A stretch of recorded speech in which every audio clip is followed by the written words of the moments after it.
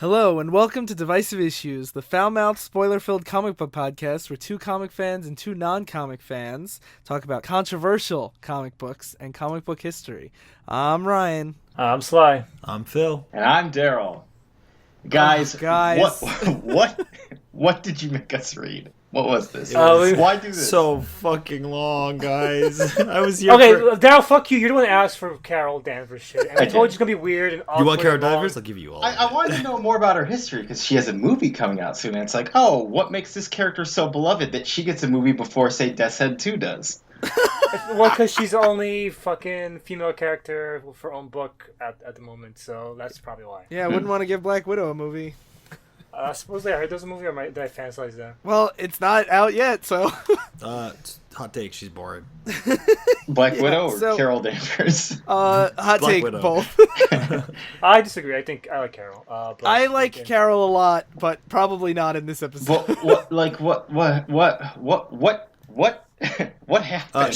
She flying strong? That good? No, not just that. We read Avengers 200, and this is apparently a very infamous comic. And I actually, spoilers, I knew about this going in, but I'd heard it rationalized away as that, it was, brainwashed, and it was, magic or science. I was reading this and just thought it was so strange the entire time. I'm like, what the hell is this? Yeah. So, one thing I just want to say before we give, the in-universe context or whatever, I have gotten many requests, and we as a show have gotten several requests to do this comic, both from the Joe years or the Joe months or however long that was. Yeah, you said the Silver Age or the Joe lifetimes. Yeah, the Silver Age with Joe. People were like, you gotta do Avengers 200. Recently, people were like, the movie's coming out, you gotta do Avengers 200. And I was like, I don't know.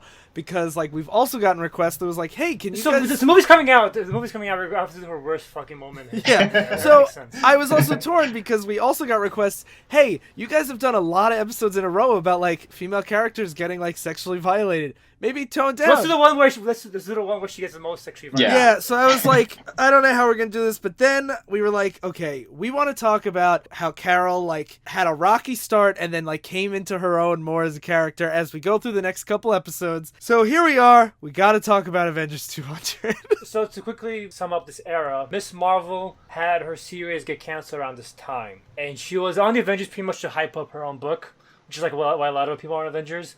And when she was canceled, they're like, why is she on this book anymore? Let's get rid of her as fast as possible. And they really didn't give a fuck how they did that, which is how we got Avengers really? 200. Can't tell. Yeah. So in another universe, this would have been the last Carol Danvers story, and you could tell they wanted this to be the last Carol Danvers story the way they framed it. So.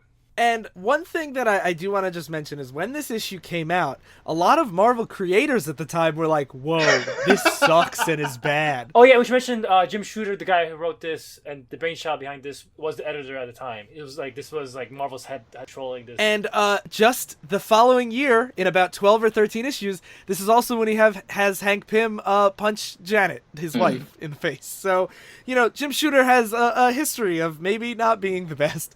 But the reason why I bring up the other writers is because Miss Marvel's book at the time of cancellation was written by one Christopher Claremont, who we'll talk about in a little bit. Yeah, we'll get to that in a bit. Now the other stuff makes a little more sense.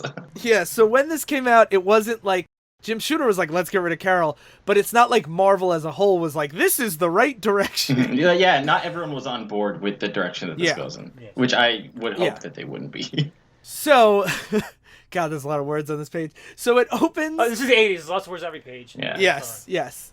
And so there's a million people on these credits, but it's Jim Shooter's, is the main creative force behind it.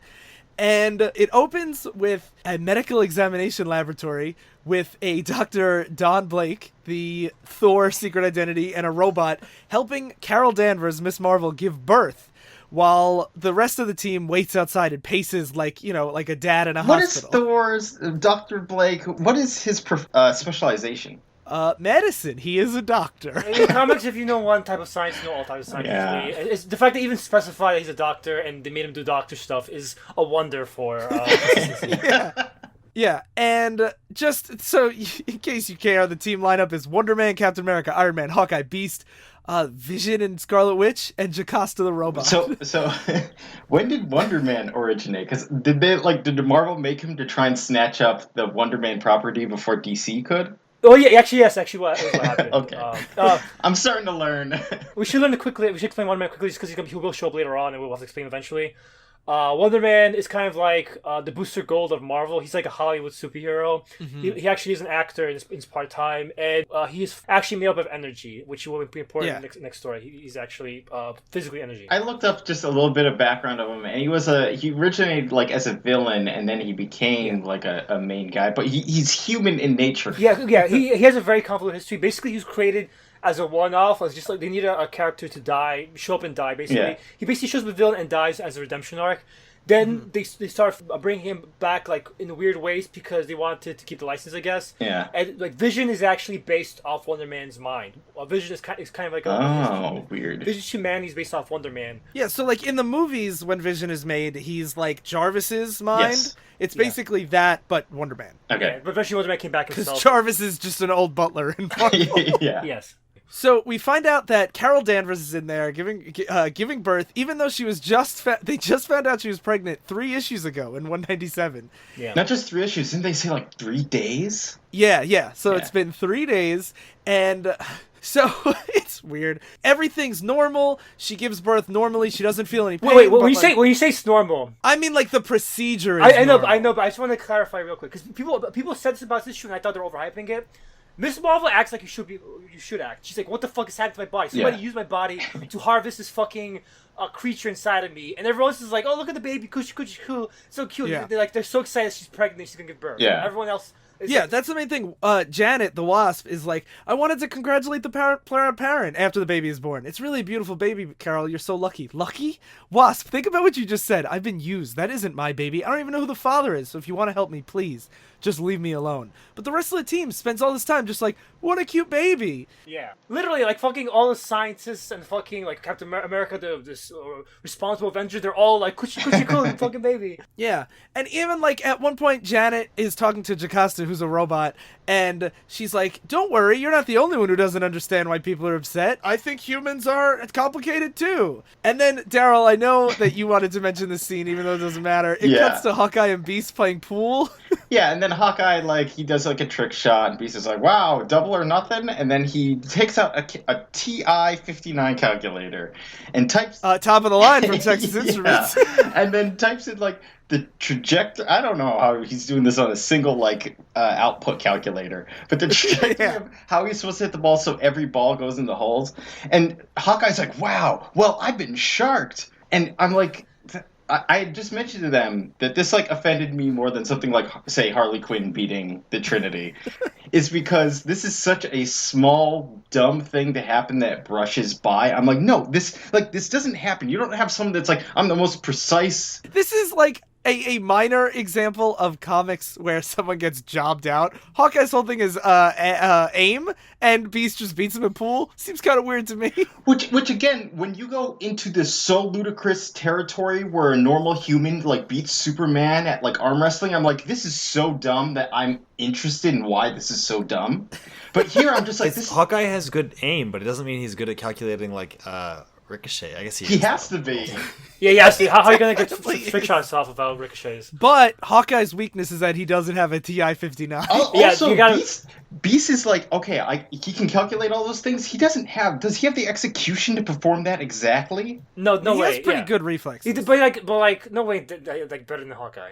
Yeah. No, that's and just for fun, explain what you think of Beast in this era of Avengers. By the way, Ryan. I find him pretty annoying here because all he does, he's just there for comedic. The way relief. Ryan said to me, "Do you like Beast in this era?" And I'm like, "Yeah, I like Beast in this era." And he said, "Really? He's really fucking annoying." That's what. All he does is just like crack jokes without any substance. Like even here, Hawkeye's like, "Well, I've been sharked," and Beast is like, "They don't call me the Peter Benchley of 42nd Street for nothing, pal." 1, who the fuck is that? 2, nobody ever calls him that. That's what I find funny because it reminds me of Ryan, and then Ryan's like, "I hate myself." Fucking Beast. It's also when the baby's born, Beast goes, "All right."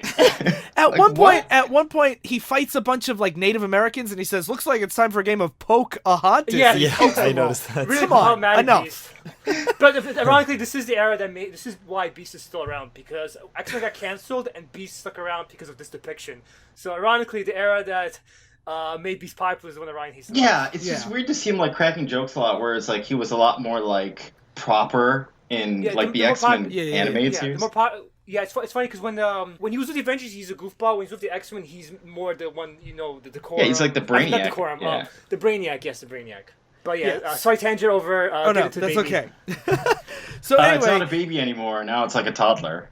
yeah. So even though it's been a little while, the kid already has started to. He's much larger in size, and while It was never a baby. If you have someone who just becomes randomly pregnant and 3 days later they're ready to give birth, that's an alien like thing gonna burst Yeah, out of you. yeah, Like, you yeah. kill it. It looks human for all intents and purposes, Phil. Doesn't matter. Obviously, also, it's not a just baby. I know that this is comics and this is how it works, but we have Don Blake in a doctor's outfit with like a stethoscope and everything, doing tests on this baby, while you have Hank Pym in full Yellow Jacket costume with antennas and huge shoulder pads, also giving the kid a physical. Just put on a fucking lab coat. But just so you know, it's fucking Yellow Jack. You wouldn't know it's Yellow Jack if he wasn't wearing the Yellow Jacket costume. I mean, granted, if he was out of costume, he would just be like a kind of buff guy with yellow hair. He would look exactly the yeah, same. him and Don Blake would exactly like both blonde-haired guys. You're right. So now this kid starts growing, and all of a sudden he starts to speak. He has his wide blue eyes and a single whispered word: change. Changes. So then we get some cuts of just people around New York that are seeing that all of a sudden there's different times popping up. So like one guy's just in like eras, like- not just like Yeah. times. Because a guy comes out of the New York subway and he's in like London. Like, No, he's in yeah. New York, I Oh, think, oh, in like yeah, the yeah. like. And Woman goes to get the mail, and she's in the dinosaur. I saw store, dinosaur Top Hat times. and Kane. I thought London. I guess I'm like present day London. And then we get another scene of Wonder Man with Carol Danvers, and he's just like Janet, where he's like, "Hey, why don't you come see your son?" And she's like, "He's not my son. I don't want anything to do with that thing." And he's like, "Come on."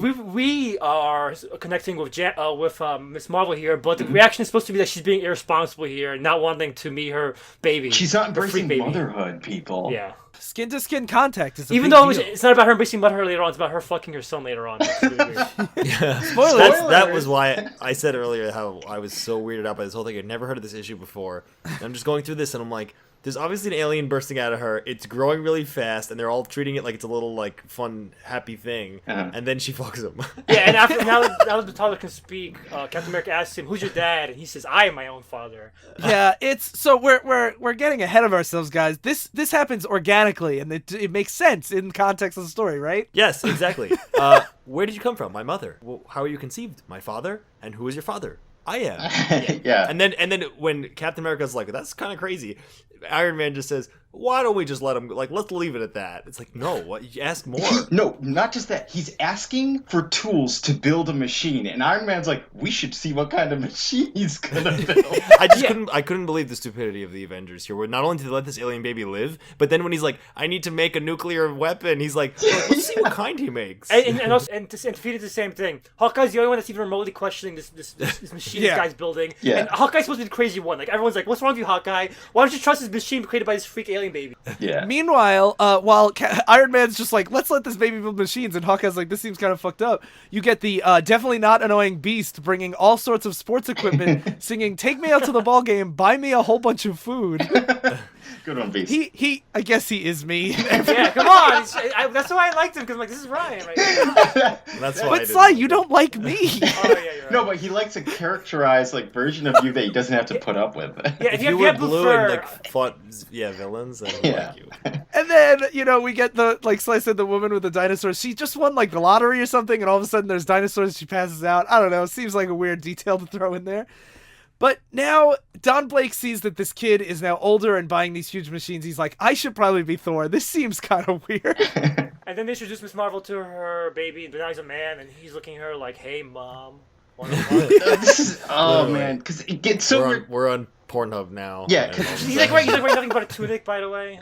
not a tunic, like a loincloth. Yeah, because they apparently didn't give this child that's growing exponentially fast clothes. They're just like, keep wearing your baby bib.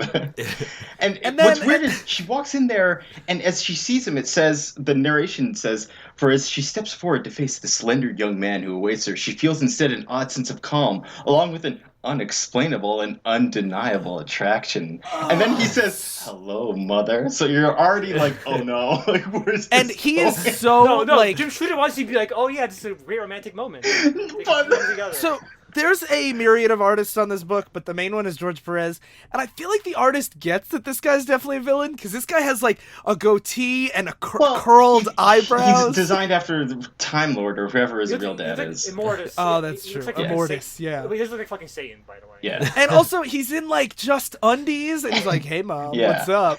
We have, as the time zones are colliding, the Avengers go off to fight a bunch of people, like Scarlet Yeah, Witch. and And A dinosaurs. bunch of dinosaurs. Yeah. Yeah, and Night fights Scarlet Witch. Dinosaurs attack the city. Mhm. A bunch. Then this is when the Native Americans attack, and Beast says, "Oh, Pocahontas time." And then Hawkeye's like, hold up, this kid that grew up into a man is building a machine, and like those two things have to be correlated, so I'm gonna go blow up Yeah, that and machine. Captain America's like, "We don't know for sure. You better wait and see." And Hawkeye's like, "A baby is like aging super fast, and time is going crazy. This is definitely his fault." Yeah. And so they break into his machine room, and where they're Well, Hawkeye breaks him by Yeah, himself. This is all and Hawkeye's a bad guy in the scenario as Jim Shooter presents it. yeah, he shoots an arrow and it blows up the machine, and he's like, "No, no, Not I just have." that, he walks in and Marcus, who's the kid, knocks that's right. out Miss Marvel. So it already looks like he is pretty, like he's a bad dude. And then after the machine's destroyed, he's like, "I'm gonna kill you, Hawkeye." And, He says, "Forgive me, mother. Forgive me, my love."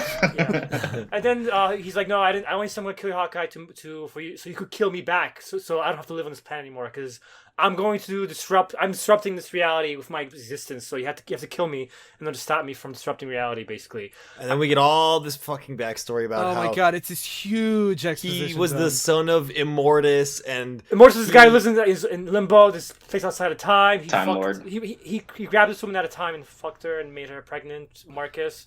And Marcus was all alone. Yeah, in he had limbo. sex with a lady on the Titanic. He brought her to limbo, and then Yeah. they had Marcus, and then Marcus is like, I want to be able to live on Earth because I'm lonely here in limbo. Like, that's why the Time Lord went and banged a woman, is because he's like, I No. want... So he took Miss Marvel, mind controlled her, and had her have sex with him over and over again. Okay, does he say mind this control? is so weird because it says, let me find the exact phrasing. While Darryl looks at that, I just want to say that it's not even like Jim Shooter had been building this Immortus story or anything. He's referencing an Immortus story from 60 issues ago. That's 5 years, Oh, if wow. not longer.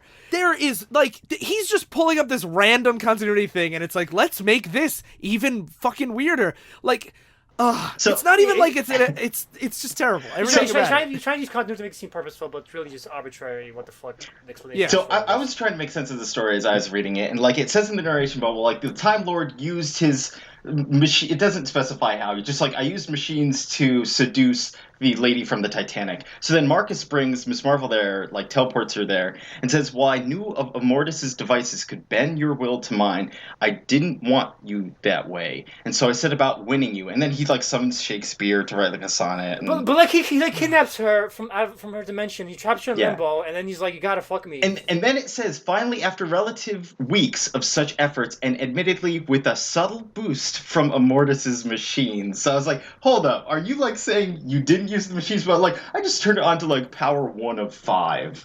Yeah, that's the thing, that's the line that makes this so fucked up, because before it was just pretty fucked up. No, I don't think there's even a difference. It's like Sly saying, it's like that episode of It's Always Sunny with the implication. When you take someone to another dimension where That's they can't true, that's leave, true. and you're like, one day you'll fuck me. And they're like, I guess I have to. Well, no, they do the dirty right here because he's like, he has to implant his essence into her so he can be reborn on Earth in order to be an Earthling and not have like the Time Lord effects. Right, so he affecting fucked her just so he could impregnate her with himself. Yes. Yes. Literally, and then reborn himself. But the thing is, like, it's very... I totally agree with your, like, implication analogy. It's just instead of a boat, it's you're in limbo where time stands still.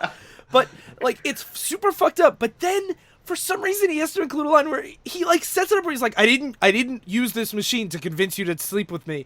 And then he's like, but I used did it a though. little. Yeah. Like, What? a little bit, just a little bit, you know. Yeah, like, subtle. what- It's just a subtle touch. It's just very bad. It's the Guys, this is implication. hot take. This is bad. Yeah, then he's like, "I gotta go back to my dimension." Miss Marvel's like, "No, I love you now," and everyone, he's like, "Oh, clearly this is love, and now it's fucking Stockholm syndrome by being kidnapped by this guy." That's And what's they- so crazy. But even she goes, "No, Marcus, you won't be alone. I mean that while I still don't know what I felt for you in limbo, some of that feeling still lingers." Oh, because he also mind wiped her, of course. Yeah. And that, combined with the fact that by some bizarre logic you are my child, makes me feel closer to you than I've felt to anyone in a long, long time. And I think that just might be a relationship worth giving a chance. So I'm returning to Limbo with you. And at first Iron Man's like, are you sure? And she's like, not entirely, but I've been denying my feelings for quite a while. Maybe it's time I started following them. Say goodbye to the others for me, will you? I love Iron Man's response. He says, "But I guess I could." Like, all right, like, sure, just get captured. And then Thor is like, let me transport you there. And he starts this like a teleportation Mjolnir thing. They teleport there, and the rest of the Avengers were like, I guess we've got to believe that everything worked out for the best. Happy. And I hope that Miss Marvel lives happily ever after. What? Okay. What a happy ending. So, like, I don't get it because there's so many ways you can remove Miss Marvel from the story without having to include incest and rape. It's almost like this is the worst possible idea they could have. I don't know why it needed to go down this way. Like, they didn't even need to be in love. He could just be like, I need to I like the idea of that he, like, need to bear himself into reality through a human woman to live in that reality. I'm like, okay, I'm on board with that. But then it's like, have that happen, and then they destroy the machine so that he has to go back, and he's like, I have to go back. Then she's like, I want to, like, since you've never had a mother, like, stay with you, I will try and stay with you, or something dumb like that. And that would make sense. I don't know why you need to turn it into love, too. Like, I don't... Because it has to be a romantic love story, happy ending. But, yeah. It didn't need it. All right, so like we said, super bad. We're not the only ones who felt this way. One person who felt this way was Chris Claremont. Chris Claremont was a writer for Miss Marvel before it got canceled.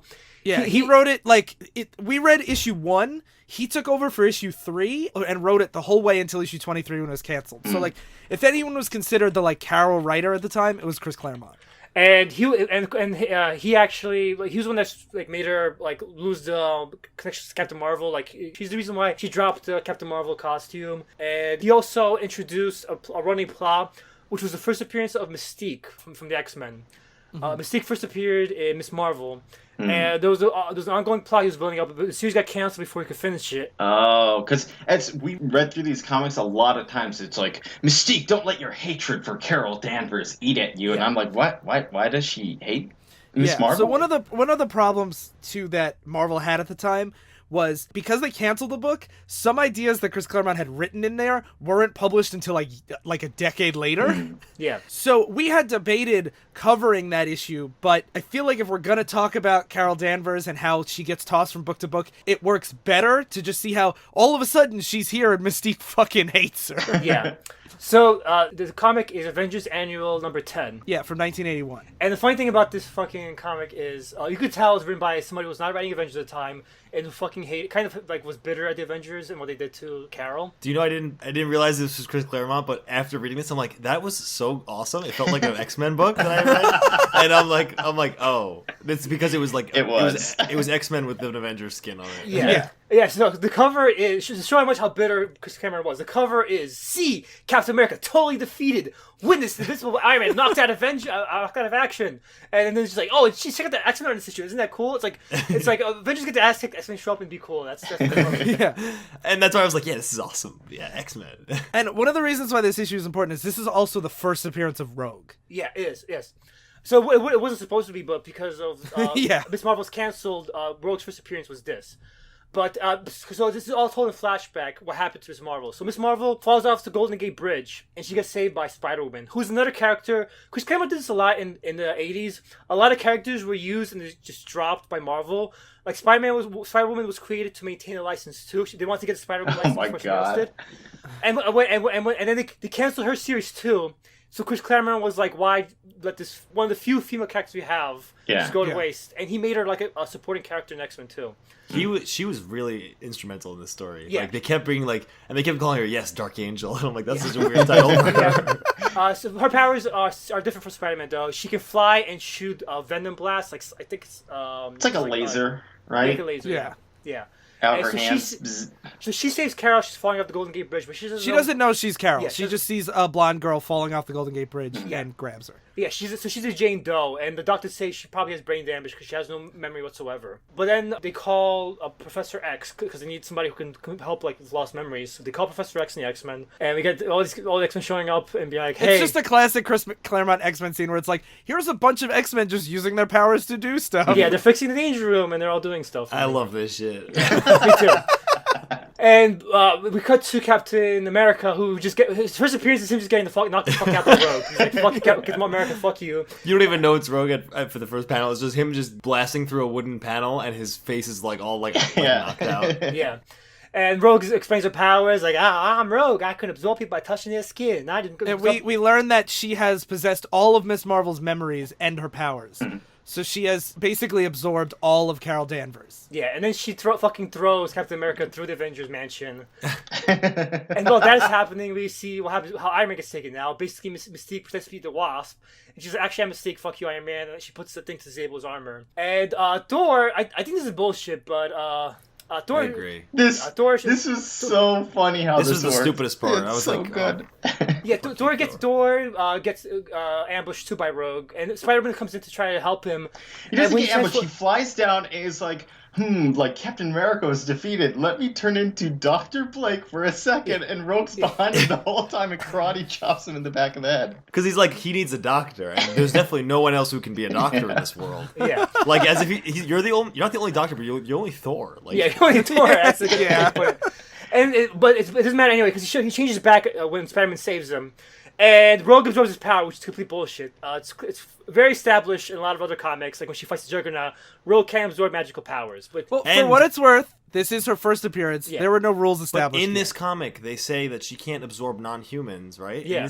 And he's not human. yeah, Is he? in Oh, this he's comic- half human. There you go. There's your exception. Plausible deniability. All right, okay.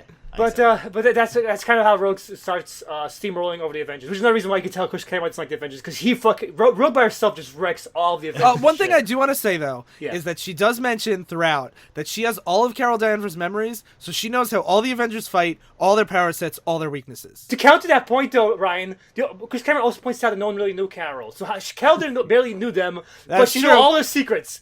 Carol's like Batman. She was planning to take everyone out. The thing is, it is like these ambush operations by by someone they don't know about, and Mystique is on the case here too, right? This is the one with Yeah. with Vision, with what's her name? This Destiny. Destiny is a character who as a Brotherhood of Evil Mutants member, who is Mystique's lover, and she has the power to see a future. So she coordinates all of the. Yeah, I'm like this is like a legit special forces Yeah. terrorist. Yeah, thing. and if you ever play like a game like a PvP game, when somebody steamrolls you, he can get drop on you. He can snowball pretty fast. Sly's Sometimes. been playing a lot of Overwatch. Yeah. Everyone else is too tilted. They're all going in one at a time instead of together. Yeah, this is what happens basically. They also Don't feed. They're coming trying to say, like one mission comes in, like Vision comes in trying to save Thor, and Rogue uses him as Thor as a shield and beats up the Vision. Yeah, Rogue's just being Hanzo right now, just shooting everyone in the head one at a time. Yeah.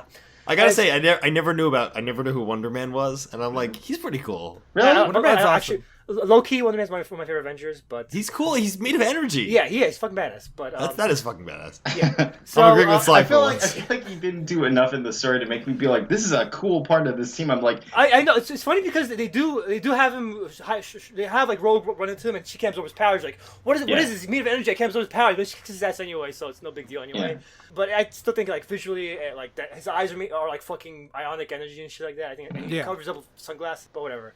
So Rogue makes her escape while everyone's disoriented, and they have a meeting to talk about Carol. It's basically just a recap of Avengers 200. Guys, can you explain to me how in this team does Hawkeye fit the power level of anyone else on this team? The funny thing is, Hawkeye fucking saves her ass later on. I know, and Yeah. I'm like, this is bullshit because you have like a literal god, you have a witch who can do whatever she wants. Wait, why not Captain America? Hawkeye at least fights at a distance so that he's like very useful at That's knocking fair. people out. I agree. Captain I've always America agreed. has I've always a shield thought- that like doesn't get him killed. That's his power. In defense of that, soon after this, the Hawkeye started his own Avengers where he took on like the Captain America role of like team leader and strategist, and I think he works better in That's that definitely role. better. I think Cap is bullshit too always. And also Hawkeye. The reason why Hawkeye is one of my favorite Avengers, like top 3, is because Hawkeye is the everyman in Avengers amongst gods. So he's always having to think of crafty ways to beat his enemies, while Thor can just punch people, which is why usually Hawkeye is usually the smartest one in every fight. And what I feel like he's like very close to Green Arrow. Maybe I haven't read enough stuff about them independently. Yeah, he's a hot-headed jackass that yells at everybody and is insecure. He is Green Arrow. No, but the funny thing about Hawkeye is the cool thing about Hawkeye is he starts out very Green Arrow-esque, where he's like, I do my own thing. Yeah. But Captain America basically rubs off on him. So when you read later Hawkeye, he's way more heroic. He kind of does inverse Green Arrow, where he becomes more heroic over time because Captain America teaches him what a hero should be, and where Green Arrow becomes more like political and relatable. So they do kind of like diverge there. Yeah. Okay. So they talk about Carol and what happened to her, and they're like, we barely knew her, but somehow she knows all our secrets. Also, we let her get abducted. Yeah, but they're like, how's she back? How did Rogue get her powers? We thought she was in limbo, having a happy ending, and they go fight the Brotherhood. I have to say this chapter was the coolest part of the story to me. Because they have a prison break in the superhuman prison, and I was like, how could this be so easy to break into? But it's not like Arkham, where it's just a literal jail cell. Like they have this energy field that holds all of them in, and there's even reverse. Which they destroy by dropping the paralyzed Iron Man in his armor. I love that. I love that because I'm like, it's so cool because he's always like, I have the densest metals or whatever. And we should. That's one the thing Chris Claremont is always best at. A lot of fights, like with Bendis, whenever he has fights, everyone just makes quips while they punch people. Chris Claremont has a chain of events to his story. Yeah. And Vision or whatever her name is, not Vision, fuck. Destiny. Yeah. Destiny is able to tell them in advance that this is going to happen, so that the Blob, Pyro, and Avalanche are all ready to bust out. And then you have this scene that is this is when I was like, this is just like X-Men, where you have it's like Avengers Assemble, but it's a fucking X-Men shot of them all jumping out of the Quinjet. You have Vision and whatever, and they have this really cool fight where they're all using their powers in they're fighting as a team, which is probably what drew me to it. That's the thing too, is I know, Phil, you always poke fun at Claremont's writing style when it's they're always explaining everything all the time, and when Nightcrawler's I don't have time to bamf out of the way, but part of the reason why he does that is because he could do these ensemble fights where you have the Brotherhood, which is the Blob, Avalanche, Pyro, all these characters that people don't necessarily know, fighting all these Avengers that people don't necessarily know. And even though it's very wordy, you still right away are I know what everybody's power is, what everybody's role in this fight is, and how this whole fight is coming together. I thought this was a really, really great example of how to do a fight where you have multiple heroes and villains involved. Every other thing we've read, it's just they go in one at a time and get punched one at a time, or it's everyone punching each other, doing one-liners like Sly said. Yeah, I feel like a lot of the fights we've read, or maybe I'm just thinking of Civil War recently, a lot of it's way more mindless, and it's just cool shots of people doing stuff, whereas here it's specifically you have Destiny letting Beast knock out Pyro so that a building will fall on top of Beast and also knock him out. Because she can see the future, so she knows it's worth it to let Pyro get knocked out in order to take out Beast as well. I love how no one dies in these fucking fights. That's always the thing in Superior Comics. But like I said, Hawkeye's the one that sees the ball because he takes out the fucking Sonic Arrow and knocks out Destiny, and that's when it starts turning the tide of battle. It's really cool, and it was definitely one of the things where I was trying to think back to older comics, because they still I was thinking of old Golden Age Superman comics where they explain and then I hold up this thing, and I was trying to think about what makes this so much better, because this was a really interesting fight. It's because they're using their powers in conjunction with each other, and even though they are explaining a bit, it's not just and I'm going to hold this and I have a secret weapon. It's my power that you already know about. Yeah. Here's how I'm using it in an interesting way. And so Superman's I will spit out a clone of myself out of my nose. Or when it's a power that they're just using in a boring way. I use this is my heat vision. It's burning you. Yeah. And one big thing that changes the tide of battle is Spider-Woman saves Iron Man. He takes off the thing that's disabling him, and now the fight is against Rogue, because Rogue has Wonder Woman, Iron Man, Iron Man, and Vision fighting against him, and she can't absorb any of their powers. So she's let's retreat. She's also losing the power over time. The power. She stole Miss Marvel's permanently, accidentally. But she only had Cap's and Thor's. Yeah. Right. Why didn't she take theirs permanently? Because she held on to Carol Danvers a lot longer. Yeah. No, I'm saying, why didn't she do it on purpose? Because she also gets their memories, which really messes with her head. Right. She didn't mean to do that to Carol. We'll see it later on. she doesn't like the fact she absorbed Miss Marvel's powers. It's like right here she's reveling in like, I got Miss Marvel's powers, eat my shit, Avengers. But it turns out it's tormenting her inside because now she has all of Carol's memories, and it's like 2 people inside of her permanently. Yeah. But yeah, so finally, this Rogue and the rest of the Brotherhood make their getaway. And while the Avengers capture Pyro and Avalanche in the meantime. And the Blob. They form quicksand around it by like adding water and dust and dirt. Also, the sound effect is Blorf, which is one of my absolute favorites. I also like Pyro's really cool. Okay. Yeah. Is he? He made this giant like explosion and phoenix thing, and then Scarlet Witch is turning it into stone at the same time. You get this really cool like, full page shot. That's my favorite part. Scarlet Witch has hex powers, so while Pyro's making a fucking flame dragon, Scarlet Witch is throwing hex blasts and making it turn into fucking stone. And it's like by hex powers, she can change like probabilities. Like this is probably her hex power is kind of always dumb. She breaks it into like the probability. Like what's the probability of fire turns into stone? Now it's 100%. Yeah. One of the things that I've always liked about Pyro is he actually doesn't have the power to make fire. He can only manipulate fire that's already there. So he always has to like have a like flamethrower with him. And I just think that's like a cool application of a like pretty cliched I can control fire kind of power. The reason why I like Hawkeye, it makes it more tactical. It's not just brainless. I shoot fire. You're not just like I'm gonna come over here and mess you up. So the Avengers win the fight, even though they lost the war, I guess, because the Seek's on the loose. But they go to the X-Mansion to meet Carol, and they're like, "Oh, the X-Men have to clear out because Carol wants to leave them alone." But Avengers are like, "Oh, how's the baby? I mean, not how's the baby. How's Marcus?" They're all in very 80s swimsuits. Yeah. Just kind of weird, but okay. It was the 80s. It was literally They were swimming in pools, doing like. No, but I mean, like, it's just weird to have this emotional Carol Danvers scene in like a bathing suit. I like that though because it shows how impromptu this was. Yeah.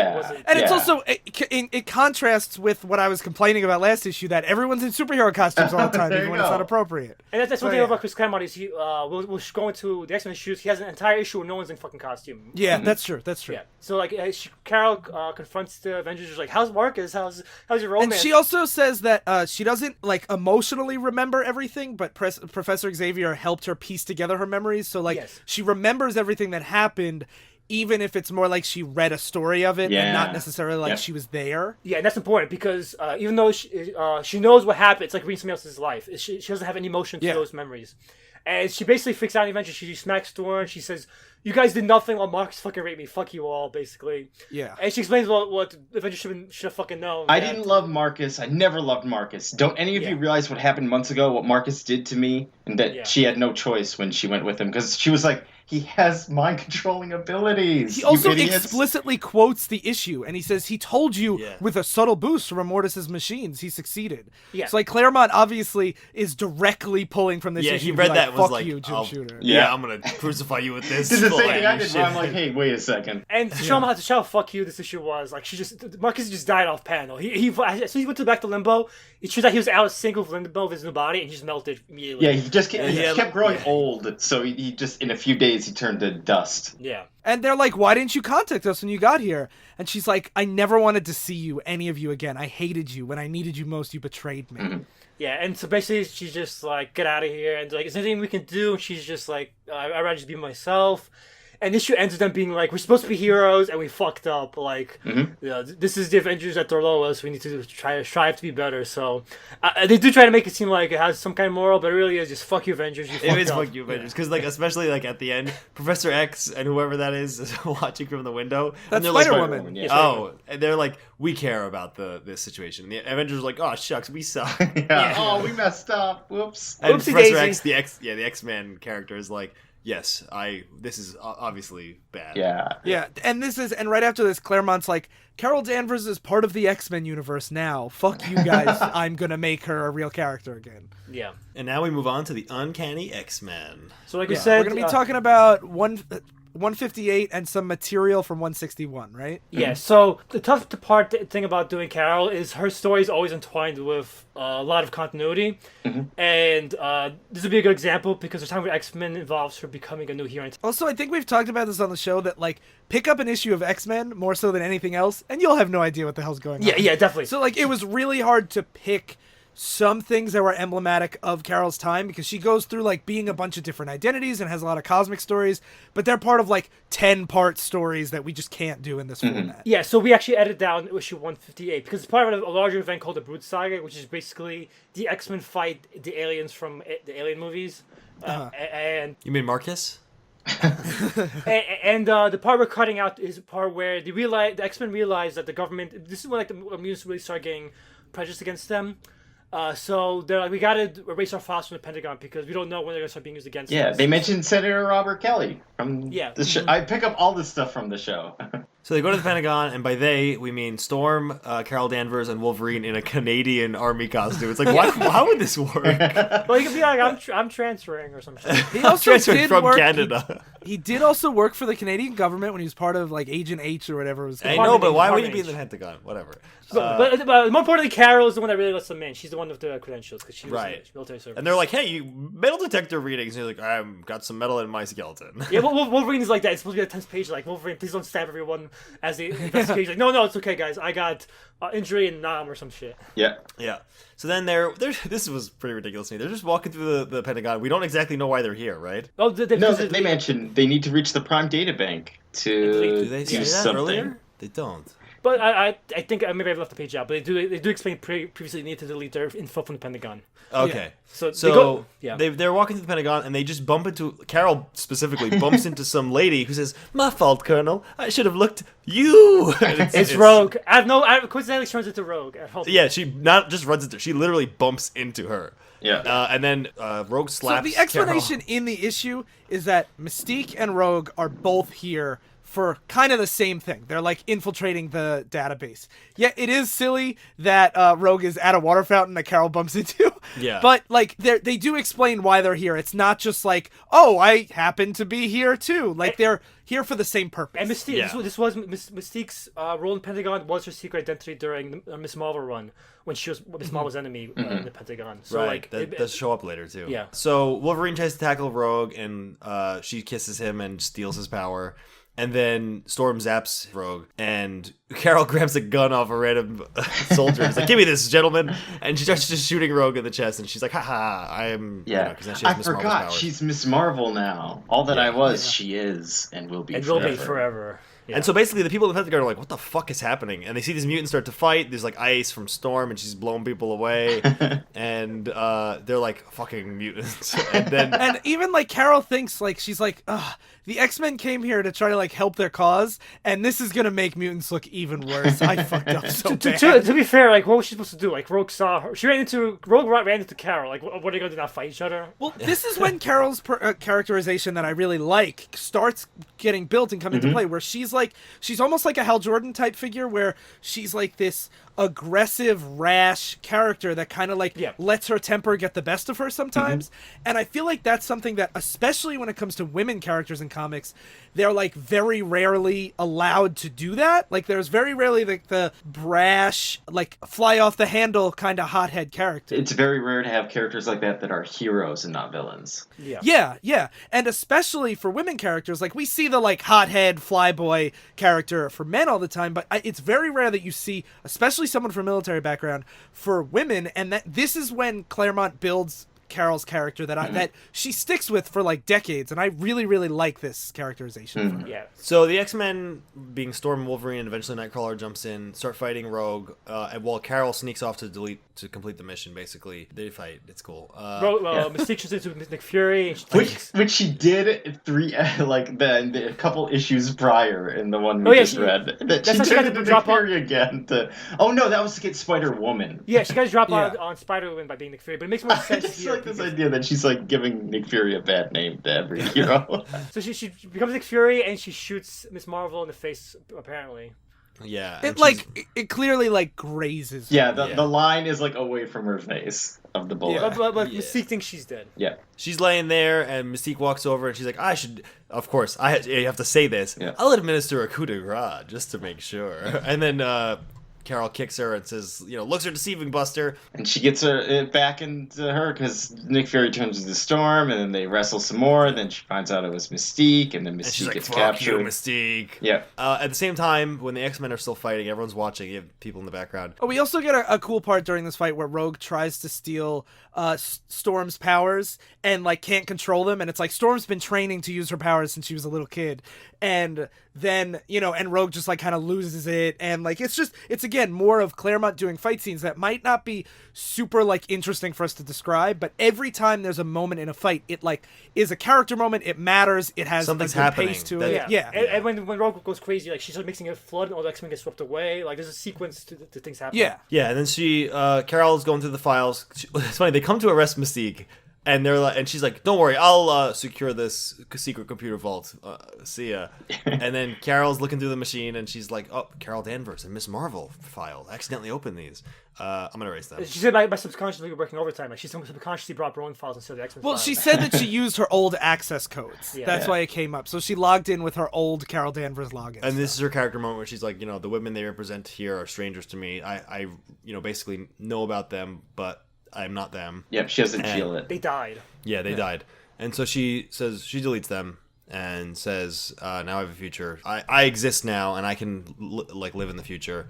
As an X-Man, as she goes back yeah. to see the other X-Men. That doesn't last for too long. And she also deletes the X-Men's Yeah, history. She yeah. doesn't just delete her own and then pieces. She does completely. It's funny how there's tanks and stuff like rolling into the Pentagon, and I'm like, how did the X-Men get away? And then you see Nightcrawler as a blue man waving in the distance, like, hey, over He's here. in his Nightcrawler outfit too. He's not even hiding it. Hey. Everyone's in their outfit. I'm like, okay, Well, I whatever. assume he did teleport them to the car. Yeah. She's in the parking lot. They're not like right out front. Yeah. That's true. Doesn't matter. He's And then because it's X-Men, and just to really drive home how convoluted it always is, she's like, and they are too, in a way today. I finally laid my ghost to rest. I'm free to begin my life anew. I don't know where I'll end up, but I'll lay odds. It'll be an interesting trip. Next issue, Dracula.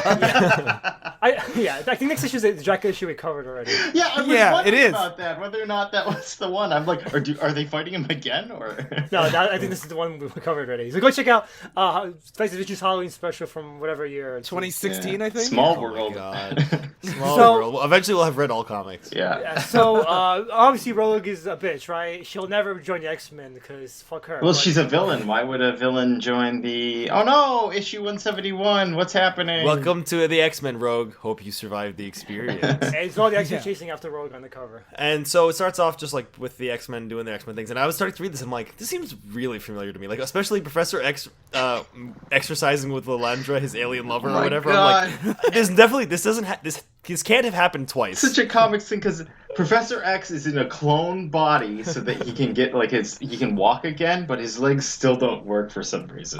No joke. When I read this issue, and we're only covering about half of it, but when I read this page, I was like, "Oh, Sly, you know that Phil and Darryl are gonna bitch about this." We cut out half of this comic, by the way. Like, Yeah. Yeah. in this issue, they go to Danger Room and they go to Hell and they fight Cuss's sister's demon lover from Hell. And like, we cut out all that shit. Daryl's bitching, but we spare him so much. I thought it could be it can make sense. It's a psychological thing. People get that. Sure, in real it's just life. the fact that he's in like a clone body. I was getting flashbacks to Lex Luthor being in a clone body in Death of Yeah. Superman and stuff. Where I was like, Yeah. ah. I mean, especially because it's with Professor X's wife, who's the empress of an alien race. Like, I get it. Yeah, it is very out there. But See, that And to that's me why is we're- almost like, okay, like, I get it. You fall for an empress of a human race, but it's like, you have to be in a clone, your brain's in a clone body. I'm like, because like, why would you? If you have an Empress alien, why would you not get a clone body with her? She can make it, obviously. This stuff was so weird that I was like, there's no way I'm imagining having read this before. Like, unless it's possible that this exact scene is played out where Colossus is making breakfast for them while this is happening. But And, like- that's why this issue shows why I like Claremont, because this whole issue, no one's in fucking costumes. This is all the X-Men at home lounging around. Colossus Yeah. is making breakfast, Yeah. trying to figure out a cookbook. Even when Colossus medals up, he's in pajamas. I love that. So Professor X like telepaths to him and is like, go into the door, Colossus, and he's like, since he said Colossus, he's expecting danger. And he opens the door as a metal pajama man and he sees Rogue and he's like, you. And she's like, don't hit me, please. And so they bring her inside. And all the X-Men are looking at her, and she's like, "Yeah, like, I'm scared. I absorbed Carol Danvers last year, and I absorbed her powers, but I accidentally got her like memories and stuff too. Her Yeah, feelings. Professor X tries to mind read her, but he's like, you possess two diametrically opposed thought patterns. I can't read your mind. So even Professor X can't verify her trustworthiness, basically.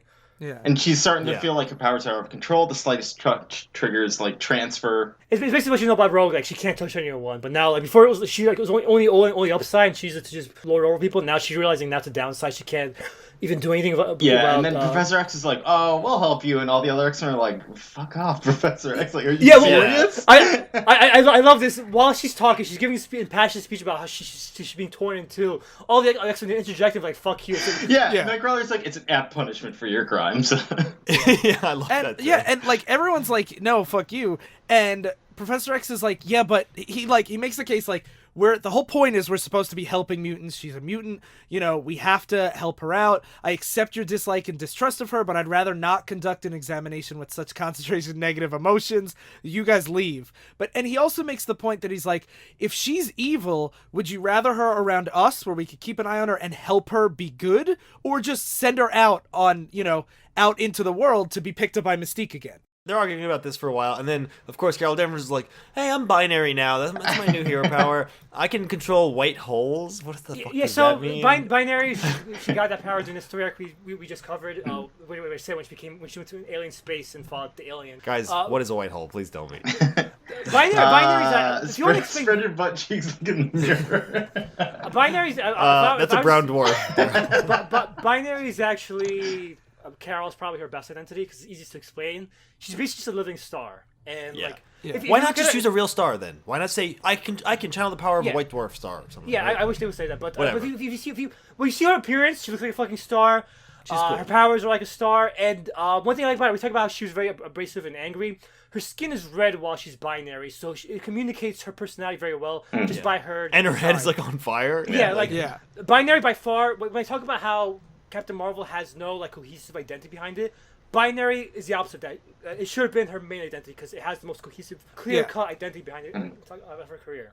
And she shows up, she's like, what's going on, X-Men? Before that, we get like a very important scene, which I like, where it's her visiting her parents, and she's just it's all formalities and stuff, and as she walks away, she's thinking to herself, like, she doesn't have, like, the feelings. Like, it's sort of like if I told you two random people were your parents, you wouldn't be like, oh, I love these people. It's fun to hang around them. You're like, yeah, I guess those are my parents. And she's like, I remember who I was, but when I see them, like, it's just like seeing like an actor that, like it's like seeing like an actor in a movie that I really like. I have no emotional connection. And the parents like can tell that her mom at least can tell something different, and like that crushes Carol because she can't even hide the fact that she's distant from them. Like it makes sense to disconnect from and her. Claremont manages to have me give more of a shit about Carol Danvers in this one page than anyone has in this whole episode so far. I love Chris Claremont. Just hot he's take, good.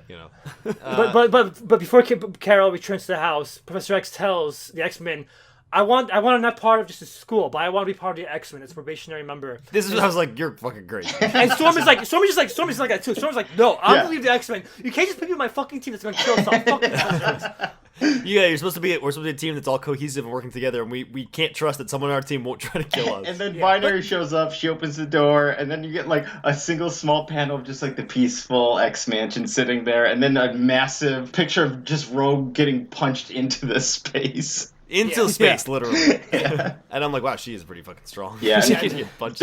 Rogue comes down, and Binary, and they're fighting each other. Colossus grabs Binary, and he's like, you need to calm down. And that's when Professor X explains that, like, she's here to get help. She's under my protection. And that's what I love about this page is because Professor X is such a good-natured human being. He wants to help Rogue, but to Carol, like, she says, I wouldn't have thought you were capable of such cruelty. Like, to her, like, this is unbelievable. This is where X-Men were only friends after what happened to her. And now they're all siding with Rogue over her. Like, the woman who ruined her life, and they're all trying to make her... Yeah, it's kind of like another Avengers situation where you expect these people not to ally with the enemy of you, and they keep doing it. But it's like Professor X's good nature is making him do this. But, like, Carol, it makes you feel sympathetic for Carol, because she obviously can't understand, like, the person who destroyed her life now is, like, saying, I'm a good guy fine now. Let me join your team. She also feels like she got betrayed by the Avengers first, and now her enemy who literally ruined her life is like, yeah, exactly. They're like, hey, we're gonna put her on the team with you. What do you think about that? Yeah. And one of the things that I really like about this scene too is when she's in binary form, like you can't tell that it's Carol Danvers, and the whole time Rogue's like, I don't know what's going on. I don't know what's going on. I even know who And you then are. she, Like, we never met before today. Yeah, and binary powers down, and it's Carol, and Rogue just says in a very small word bubble, "Oh, Carol Danvers," and then they start talking, and this is when Storm says, "Professor, if Rogue stays, I'm leaving," and Nightcrawler's like, "Yeah, me too. Fuck this shit." And then Professor X says, "I see. So we choose who we help, we don't. So people are worth it, so people are not. Like, what if we did to Wolverine? Like, Wolverine was this dangerous, violent criminal.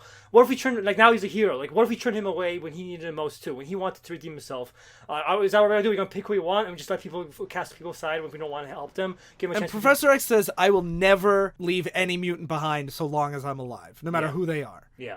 And next we finally acquiesce, and they're like, "Fine, we'll let her be on the team, but we'll never like her. Fuck I won't her." have to like her. Yeah, they're like, we trust you, Professor X. That's why we're doing it. And Professor X turns to Carol. He's like, Carol.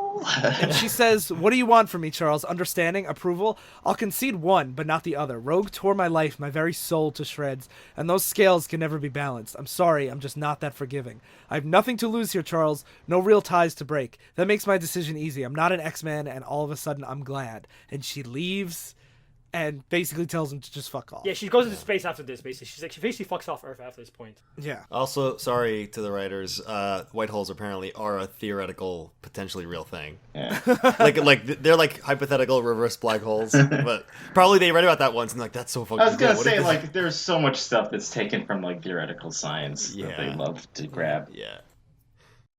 My favorite part of this comic we're doing is that it was a 1998 comic, and the ads made me feel like a kid again. And there was a Final For, Fantasy like- Tactics ad. Yeah. Yeah. There's an ad for an Oreo stacking contest, which I won at my local King Cullen supermarket when I was a kid. Wow. Really?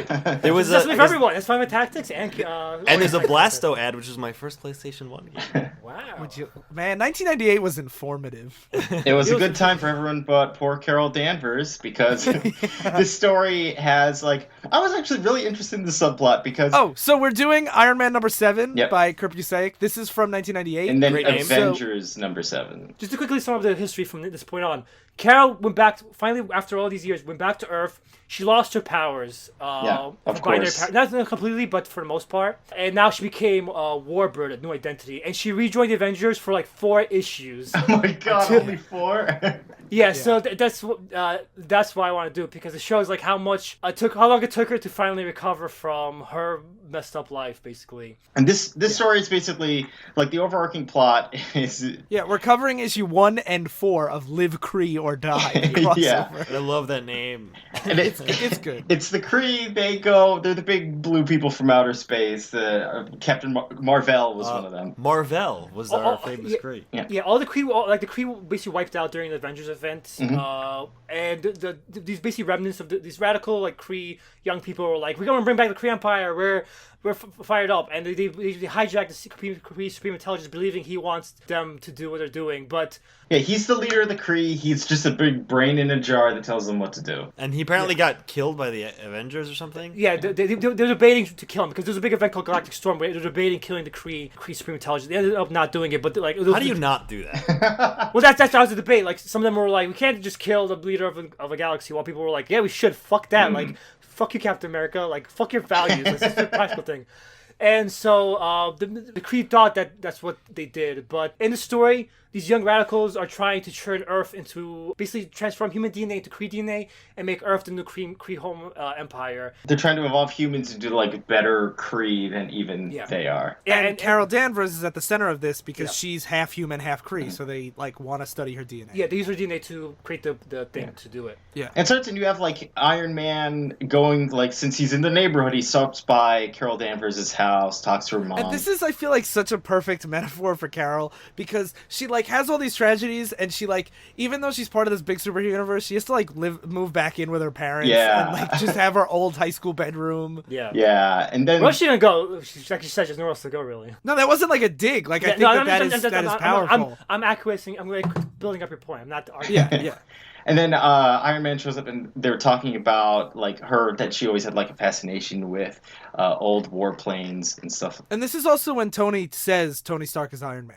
Yeah. Oh yeah. She didn't know that. He reveals herself to her in this. Yeah. They do another huge, massive, like 2-page backstory stuff of like, and then It just I was recaps, like, abducted. everything. I really Yeah. like how everyone that talks about like Marcus, they just completely got rid of that. That's your son. It's like, and then I was abducted by this one really bad person. Yeah. Yeah. And Iron Man reveals herself to her because Carol was already like on the outs with the team at this point because she was getting drunk all the time.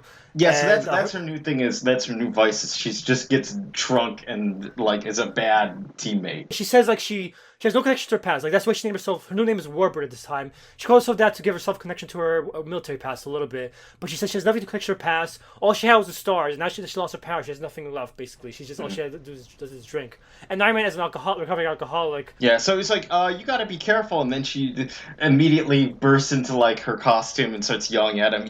You decided to pigeonhole me? Oh, I'm an alcoholic, right? That's fine. That's what Yeah. you do, fuck you. I really love this scene because she just starts immediately yelling at him, and she like flies up so that she gets to yell down at him. Yeah. And she's like, "It's easy, isn't it? You're an alcoholic, so anyone you know who drinks must be an alcoholic too. Saves you the trouble of thinking about it." And he's like, "No. And she's like, "Sure, I take a drink or two. I've earned it, but it doesn't affect me, not for long. The energy in my metabolism burns it off right away." And he's like, "Come on, Carol, you don't believe that." But as rationalizations go, and she's like, "Get out of my house before I rip that armor off and throw you back to New York. I'm not what I was, but I don't have to take this." Yeah. It's such an interesting scene because like that's a common thing that alcoholics like lash out when you have the intervention. They're like, "No, I'm rationalizing it this other way." But like from a superhero perspective, her being like, "Oh, my white hole powers metabolize Yeah, it." there's like it could almost make sense. Like, And and in this scene, you only see like the 2 beers, and you're like, maybe he is overreacting because he just, whatever. there's a like, third one up on her desk. Okay. Oh yeah, 3 beers. As Phil says, with 3 beers next to him. Well, does that make you an alcoholic? Yeah, you want to play with bad teammate? I'll show you. But it's the classic trope though. One of the alcoholic bottles is turned over on its side next to her bed. That means she's drunk. Yeah. Yeah. And then Tony Stark goes over and he has to see like an old friend to find out like they're head of like an energy firm. It was actually I was really interested in this story as I was reading it because it like all these bits and pieces of it were fascinating. Like I didn't know that Pepper Potts was married to Happy. Did you know that? What a surprise! I was torn to do the whole story, but we got like the most important parts out of the way. The Captain America issue and the Quicksilver issue aren't that great, but because this first part and this fourth part are written by Kurt Busiek. Yeah. He's Oh my actually, god, they're spread over 4 different comics. Yeah, Ugh. so And I haven't read this, but this is considered like one of the best Iron Man runs, and like Yeah. Kurt Busiek is like really one of the greats. Yeah, Yeah, I enjoyed why I read it. Like this is whenever we do the thing at the end of like, would you read more? I would read more of this run. yes, because that's a good thing because this is the run. Remember I mentioned Genis fell when he stopped being a '90s edgelord. Yeah. It was part of Kurt Busiek's Avengers run. That's when Genis became the adult of Genis. Yeah. Like that. Like he was the one who really got rid of all the '90s shit and made it more about character focus again. Yeah. So Iron Man goes to see this woman who's like secretly helping out one of the Kree guys, but it's because her company's failing, so that she needs to take like their money, I guess. And then Carol, in the middle of the meeting, bursts through the window like drunk and decides to want to fight. Tony Stark, Mr. Tony Yeah. Stark, with your good looks and your fancy technology and all your money, we can just take Captain America and now you get me thrown out of Avengers either. No, you're not. If you think I can find you, did you? No, you can just. And she's yelling at him and lifting up, just the Kree bursts through the door. And they're like, Legionnaires to arms! And they decide. They found out about us. Yeah. They think the Avengers are raiding the place. Yeah. It's pretty great. So then they all like fight, and the Kree summon like a big monster machine to fight them. Yeah, It's it's a a Sentry, which is Sentinel. It's a actually fucking Captain Sentinel. Sentry. It's Captain Marvel's first enemy that he fights in this first Yeah. arc. But so they fight the Sentry, and Iron Man wins. But Carol chases after the fleeing Kree. But this is how they get Carol gets captured. That's how they get the plans for make everyone Kree shit. Yeah, and then we skip ahead to like the end, the fourth of Live Kree or Die. Just real quick, one other thing I just want to say about Iron Man's characterization in here. A lot of his inner narration isn't like accusatory or mean towards Carol. It's like, I've been there. I recognize the desperation in her voice, and yeah, the smell of alcohol on her breath really makes me want to drink too. And like, I understand everything she's going through, but I have to like go fight supervillains. I wish I could be there for her, but like I gotta fight big robots. And also, like, there's a sense like he wants to help, but he doesn't know how to do it without imposing. And that theme is augmented by him and Pepper, because Pepper is divorcing her husband Happy at this point, and she's just like, you always want to help Tony, but get the fuck out of my relationship, basically.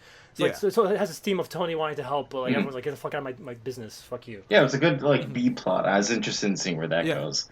But then we jump to the end of Live, Free, or Die, and it's Carol meeting with the Avengers, and they're basically trying to decide whether or not to keep her on the team as an active member or not. Yeah, she's being court-martialed. Yeah, the story's called The Court-Martial of Carol Danvers. Yeah, and so they bring up like all the things that happened. Like Iron Man's like, I saw you sneaking drinks, and then Captain America talks about how reckless she was against like 2 other villains and stuff. Yeah, And that like her powers were fluctuating, and she didn't tell anybody, so when they needed to rely on her, she like... her powers weren't where they were supposed to be. When she fought Power Princess. when Quicksilver comes in and he's like here because he was there to help, and what happened was during his crossover, he's the one that saved Carol, and she was like drunk out of her mind, and she's like, you stay here, don't do anything, and Carol's like, I'm fine. She basically drank some Cree alcohol, and she basically showed up in the main base. She's like, I'm here, I'm gonna save the day. She starts blowing everything up, and she blew up Lockjaw by accident, the Inhuman's dog by accident, and Quicksilver's like, you stupid goddamn drunk, and basically here just to tell the Avengers, get this fucking drunk off your team, basically. That's what I liked about it, is they said, like, when you were on the moon, you found a way to get drunk. I was like, excuse me? Yeah. Hey, it happens, man. Yeah, and then they ask her to, like, defend herself, and then she's like, it's all crock, all of it from the beginning to end. She makes a few mistakes, Fake but everyone news. does it. Yep. I've done pretty well. I'm the one who exposed the corruptor. I'm the one who found the Kree. I'm the one that blew up their power unit. And that's the funny thing, because she did, like, that's the whole entire story. Like, she is the one that's, like, sets everything up that they're able to figure out what's going on in the first place. But she fucks it up halfway during each story arc. But she's like, you will all speak Kree was from me. And Avengers are like, really? That's your defense? Yeah, they're all shocked. So then they all take votes, and they're all like, no, like, we can't let you stay on the team. We just don't agree. And she has, like, a stern face for most of it, except when Wanda, Scarlet Witch, starts talking. One's the only one that actually was trying to be friends with her when she was an Avenger. Yeah. And she said when Carol joined the first time, she and I became friends. And when she left us, the way she left us, it broke my heart. I beg you, Carol, as a friend who loves you, get some help now, if not through us, down your own. I know you can beat this thing, but only if you'll try. Then they get interrupted because they find out about the Kree master plan on the moon now. Yeah, and this is really interesting, because what happens is the rest of the issue concludes with the Avengers having to fight the Kree and to stop their master plan. Yeah, because the main thing that happens before that is they're like, we got to go on this mission, and Cap is like, Warbird, you're benched because you can't be trusted. So she says, you know what, this kangaroo court is bullshit, I quit. Yeah. Yeah, and so the Avengers go off, and the rest of the comic takes place with the Avengers basically solving the problem and stopping the Kree from shooting a big laser that'll transform everyone into Kree. Yeah, solving the problem means fighting the Kree army. Yeah. It's just a huge brawl. Like, and again, it's kind of cool fight, but it's just so It's no Chris long. Claremont. No, it's no Chris Claremont, and it's just so much. It's a lot of that. Just like they're shouting cool things as they fight. Like, But while they're fighting, though, there's a parallel plot of Carol Danvers just like on a dock with like a duffel bag, and she's like, you know, you've come a long way, you've done all these different things, and it's all because, you know, and you lost everything because you. And she says, no, it wasn't me, it was them and their priggish, hypocritical double standards. Thor drinks mead, doesn't he? I thought Hawkeye the same drinks thing, beer. by the way. During the court martial, I was like, "You're a fucking like Norse god. Like you were definitely It's getting known for drunk all the time." partying. Yeah. So then she's like, you know what? I'll show him I can help. And she just goes to fly to the moon herself. Which she She's like, I'll can't breathe in space. But that's Yeah. because her powers are on the fritz now. She used to be able to. And Okay. So she's like, they think I'm going to take this lying down. Then for a rude shock, I'll just fly up there, prove I got what it takes. Then when dust settled, they'll beg me to come back. I'll tell them they can stick the crappy team. I'll show them. But like Darryl says, the thing I love about it is because, and the reason why I want to do it is because in like a worser like 60s story, she would just come back and everything would be fine. Like She'd redeem recovered. herself. Yeah. She's like, I swear off alcohol. Here, let me save you guys. Yeah, you expect this to be a 4-issue arc where she realizes she has a problem and everything gets fixed, and she saves the day. Yeah. Yeah, but instead, the Avengers seem to be all on their own, and she just passes out halfway to the moon and lands back on Earth. Yeah. Yeah. And it's very like sad, especially because it's being told in like parallel with everything that's happening. So you're expecting her to show up and her to be needed for some scene that shows up later, but it doesn't happen. Like it ends with her sitting in a bar, and it's like on the TV, it's like the Avengers face down an alien threat, and she's just thinking to herself like that. They didn't need her at all. And not only did they not need her, but they said, we need all the manpower we can get, call up the reserves. So all these characters, I'm like, who the fuck are these people? Yeah. Justice, who is Marvel Boy number 3. Oh, I was wondering who that is. And then this guy at the bar is like, hey, Danvers, you've been sitting there staring at that drink for like 3 hours. You gonna drink it or what? And she holds up the shot, and she's like, I don't know, Mitch. I don't know. And that's where it ends. Yeah, and so the cool thing about this run is, like I said, she's only on the team for 4 issues, right? Mm-hmm. She leaves the book for 20 issues, so she's gone after this point. Mm-hmm. When but Kurt Busiek stays on the book for so long, he eventually has her come back, and then that's when she starts her redemption arc, becoming the hero she is now. But basically, she had to go get herself clean and sober before she could do any heroing ever again. And that's one thing in long comic runs, especially team books, you can have her removed for 2 or 3 years and then have her come back, and you actually feel the weight of like, oh, she really did go get help. Yeah. Which is much better than, like, we talked about it. I know we talked about it on the Doctor Doom Fantastic Four issue where, like, we see that Franklin has, like, PTSD, but then he, like, kind of gets over it. Yeah. It's Yeah. like, oh, In, he's like, starting one to work issue, on yeah. it. Yeah. But seeing that, it's taking more than one arc for her to get her shit together is, like, I think that's like, something that a serialized medium could do better than anything else. Mm-hmm. So that's the fall of Carol Danvers. Join us next time when we do Carol Danvers after she recovers from all of this bullshit and becomes a more traditional hero, but still haunted by some of the stuff we covered in this issue, especially Rogue, especially her time as Warbird when she was a drunk. Yeah. Do they just try to erase Marcus and forget that ever happened? No, that's what they like about Carol. I think they probably erased her by now at this point with now they're trying to make her into a movie. But for the longest time, her history was very important to her character. Oh. That's definitely one of the things, like, when I think about, like, rebooting the universe, that's one of those things, like, I would completely shelve and, like delete. I was wondering, every time they had her get her memories drained, erase her memory or erase her files from the Pentagon thing, I was like, are they trying to do reboots here? Like, Yeah. they kept bringing it back up. That's what I like about it, because it's not a reboot. It's just her trying to deal with her new blank slate. Well, it almost seems like it starts off like they can go in that direction if they want, and then what's more fascinating about it is to have a character that is haunted by the past and is trying to overcome it. Yeah. And like how Ryan and Sly were talking about, like, her character and liking her, I actually liked it when we first started, like, with that first issue. I was like, I don't care about Carol Danvers, especially when we read that Miss Marvel issue a while back. Like, I know zero care. Whereas by the end of this, it's like I actually really kind of enjoy her because she is such, like, a prickly character that, like how we saw in this issue, that she failed at what she was trying to do. And that's way more fascinating than, like, Iron Man needs to save the day. He steps up and saves the day. Yeah. Well, that's one thing, like, I mentioned at the beginning of the episode glibly that I find Carol boring.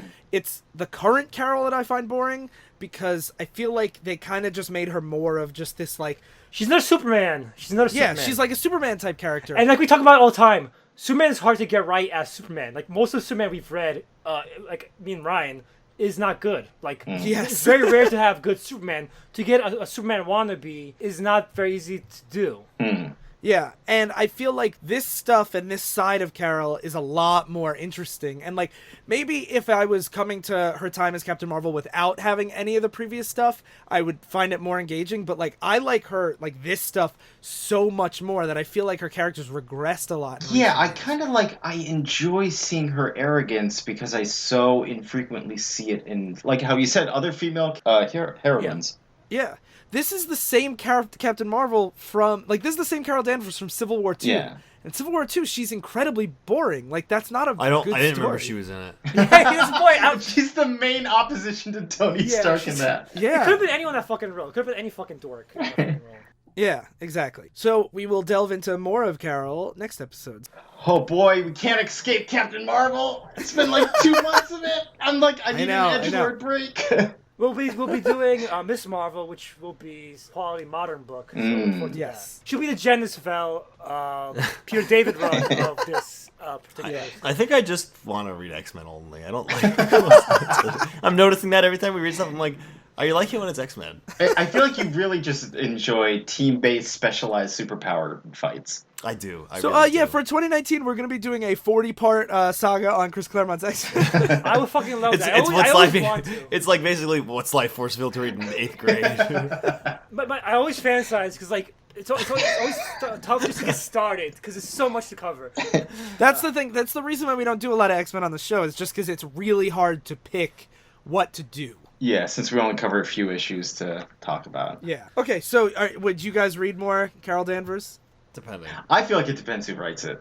Yeah, well, you don't have a choice, so you're going to have to do it. Cool. Okay.